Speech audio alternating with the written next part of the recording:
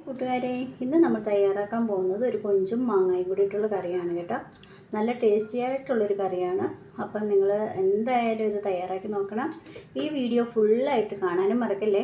അപ്പോൾ നമുക്ക് ഇത് തയ്യാറാക്കി നോക്കിയാലോ.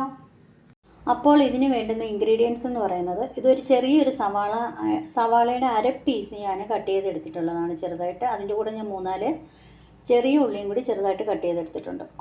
ഇത് 1.5 ടീസ്പൂൺ വെളുത്തുള്ളി ഇഞ്ചി പേസ്റ്റാണ്. ആവശ്യത്തിന് കറിവേപ്പില, ഒരു 4 പച്ചമുളക് ചെറുതായിട്ട് കട്ട് ചെയ്തത്.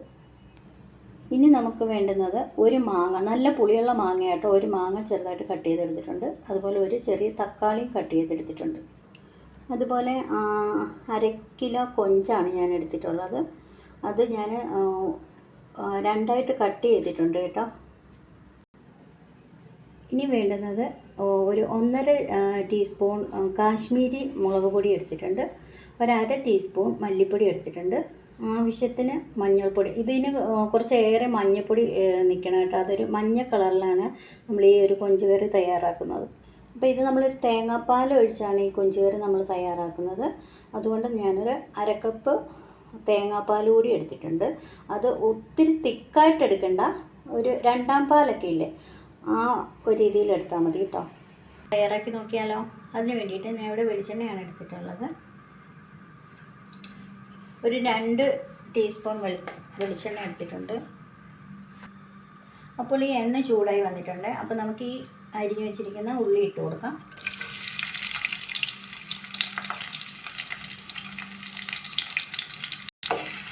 നല്ലതായിട്ടൊന്ന് ഇളക്കി കൊടുക്കാം കേട്ടോ. അപ്പോൾ ഈ ഉള്ളി ഒത്തിരി അങ്ങ് വഴണ്ട് പോകണ്ട കേട്ടോ. ഇതൊരു ചെറിയൊരു ബ്രൗൺ ഷെയ്ഡ് ആകുമ്പോഴത്തേക്കും നമുക്ക് എടുത്ത് വെച്ചിരിക്കും പച്ചമുളക്, എടുത്ത് വെച്ചിരിക്കുന്ന ഇഞ്ചി വെളുത്തുള്ളി പേസ്റ്റ് ഇല്ലേ, അത് കറിവേപ്പിലയും കൂടി നമുക്ക് ആടാക്കി കൊടുക്കാം. അപ്പോൾ ഈ ഇഞ്ചിയും വെളുത്തുള്ളിയുടെയൊക്കെ ചെറിയ പച്ചമണം ഉണ്ടല്ലോ, അത് മാറി വരുമ്പോഴത്തേക്ക് നമുക്ക് എടുത്ത് വെച്ചിരിക്കുന്ന മസാലയും കൂടി ചേർത്ത് കൊടുക്കാം.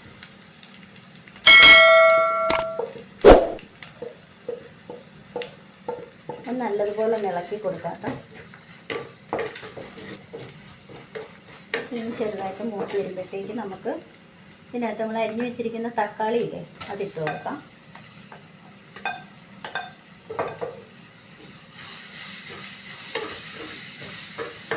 നല്ല രീതി ഫ്ലെയിം കുറച്ച് വെച്ചിട്ട് വേണം കേട്ടോ നമ്മളിത് തയ്യാറാക്കിയെടുക്കാൻ. നമ്മൾ ഈ തക്കാളി ഒന്ന് നല്ലപോലെ വഴണ്ടി വരുമ്പോഴത്തേക്ക് നമ്മൾ എടുത്ത് വെച്ചിരിക്കുന്ന മാങ്ങായും കൂടി ഇട്ട് കൊടുക്കാം കേട്ടോ. അതൊന്ന് ചെറുതായിട്ട് ഇളക്കിയതിന് ശേഷം നമ്മൾ എടുത്ത് വെച്ചിരിക്കുന്ന പാലില്ലേ, അതായത് തേങ്ങാപ്പാൽ എടുക്കുമ്പോൾ 2ആം പാലാണ് എടുക്കേണ്ടത്.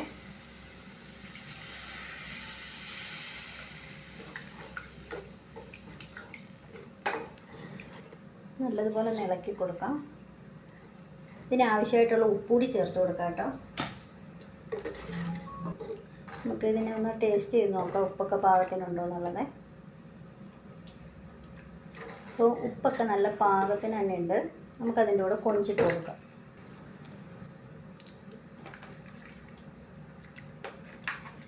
ഇത് അത്യാവശ്യം വലിയ കൊഞ്ചായിരുന്നു കേട്ടോ. അത് ഞാൻ 2ആയിട്ട് കട്ട് ചെയ്തെടുത്തിട്ടുള്ളതാണ്. അല്ലെങ്കിൽ അതേപോലെ തന്നെ മുഴുവനെയും തന്നെ നമുക്ക് ഇടാവുന്നതാണ്.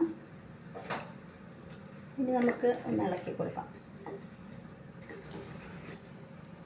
അപ്പം നമുക്കിതൊന്ന് നല്ലപോലെ മൂടി വെച്ച് കൊടുക്കാം. അതൊന്ന് വെന്ത് കുറുകി വരുമ്പോഴത്തേക്കും അടുത്ത സ്റ്റെപ്പ് കാണിക്കാം കേട്ടോ. അപ്പോൾ ഇത് നല്ലതുപോലെ കുറുകി വന്നിട്ടുണ്ട് കേട്ടോ. അപ്പോൾ ഈ ഒരു രീതിയിൽ വരുമ്പോഴത്തേക്കും നമുക്ക് തേങ്ങാപ്പാലില്ലേ, അതിൻ്റെ ആദ്യത്തെ പാലും കൂടി നമുക്കിതിൻ്റെ കൂടെ ചേർത്ത് കൊടുക്കാം കേട്ടോ.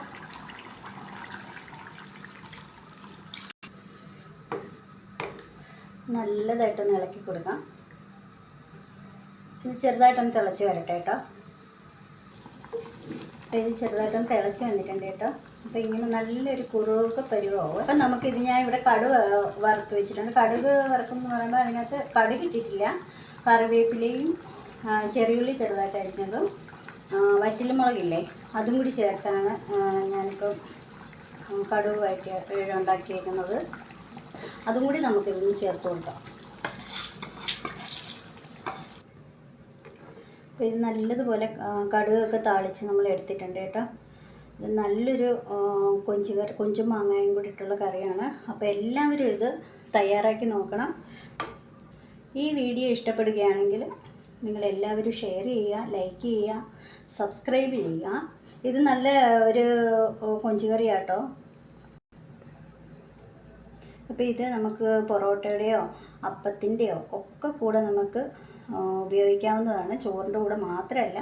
അപ്പോൾ എല്ലാവരും ഇത് മസ്റ്റായിട്ട് ട്രൈ ചെയ്ത് നോക്കുക, എല്ലാവരുടെയും അഭിപ്രായങ്ങൾ അറിയിക്കുക. അപ്പോൾ നമുക്ക് വീണ്ടും മറ്റൊരു വീഡിയോ ആയിട്ട് നമുക്ക് കാണാം. Thank you all.